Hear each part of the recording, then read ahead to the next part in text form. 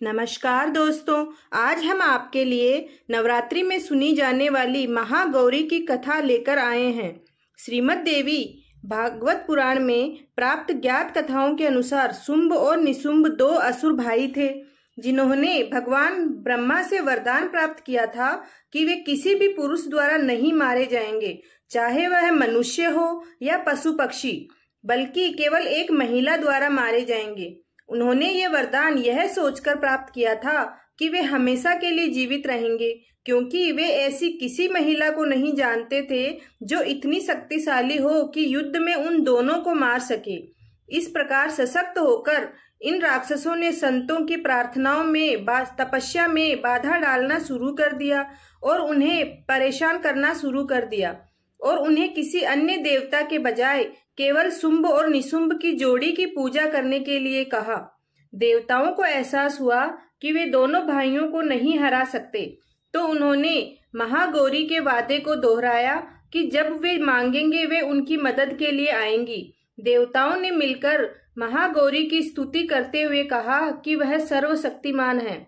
जब देवता इस प्रकार व्यस्त थे तो देवी पार्वती वहां से गुजरी और जब देवताओं की प्रार्थना उनके कानों में पड़ी तो उन्हें दया आ गई। इस प्रकार उन्होंने अपने अस्तित्व से एक और देवी की रचना की, जो कौशिकी के नाम से जानी गई। देवी के प्रकट होने के बाद पार्वती माँ काली हो गई। इस प्रकार देवी का नाम कालिका भी पड़ा। इस प्रकार जन्मी देवी अत्यंत सुंदर थी और जब राक्षस भाइयों शुंभ और निशुंभ के शिष्य चंड और मुंड ने उन्हें देखा तो उन्होंने तुरंत अपने गुरुओं को उनकी सुंदरता के बारे में बताया। उनकी सुंदरता के बारे में सुनकर दोनों भाइयों चंड और मुंड ने देवी के पास विवाह का प्रस्ताव भेजा। देवी ने उनसे कहा कि उन्होंने उस व्यक्ति से विवाह करने की प्रतिज्ञा की है जो उन्हें युद्ध में हरा सके और उन्हें बलपूर्वक ले जा सके।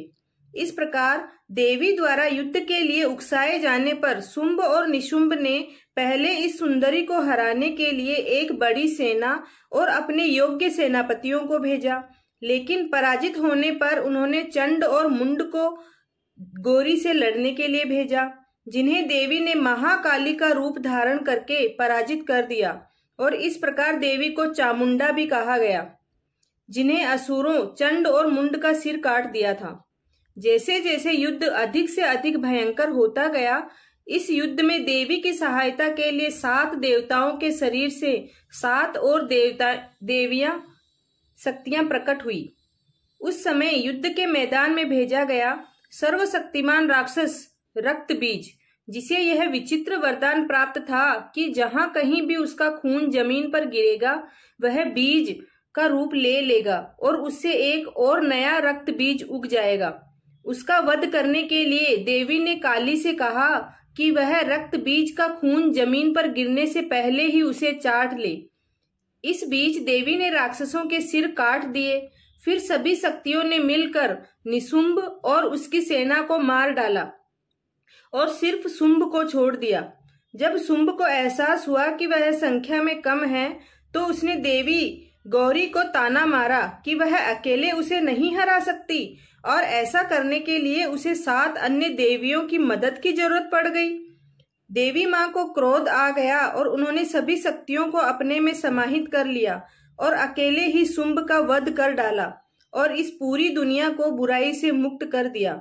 इस पूरे युद्ध में माँ गौरी का रूप बहुत काला हो गया था, तो शिव भगवान ने उन्हें मानसरोवर में स्नान करने के लिए कहा। जब गौरी माँ ने मानसरोवर में स्नान किया तो उनका रूप पहले की तरह गौर वर्ण का हो गया और वह बहुत सुंदर हो गई। इसी कारण उन्हें महागौरी के नाम से जाना गया और कौशिकी नाम से भी जाना गया। अगर आपको यह कहानी पसंद आई हो तो चैनल को लाइक, शेयर एंड सब्सक्राइब जरूर करना और कमेंट में जय माँ काली, जय माँ गौरी, जय माता दी लिखना ना भूलें। धन्यवाद।